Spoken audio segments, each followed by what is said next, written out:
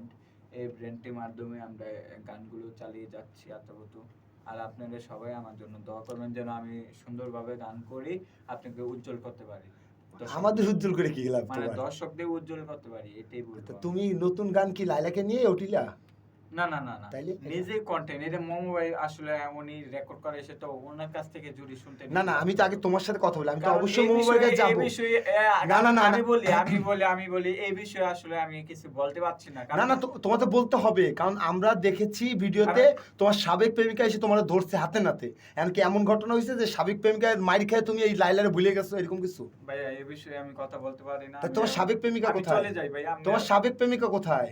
না না ভাই, আমি পরে বলবো না। না না, তাহলে তুমি কি বলতে, কি গান করছো, তুমি কি গান লিখছো? আচ্ছা, গানটা ইংলিশ গান করছি। ইংলিশ গান?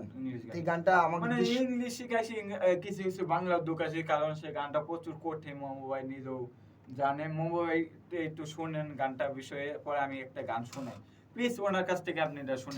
ঠিক আছে প্লিজ প্লিজ। হ্যাঁ মোমো ভাই, একটু আপনার কাছে যাচ্ছি।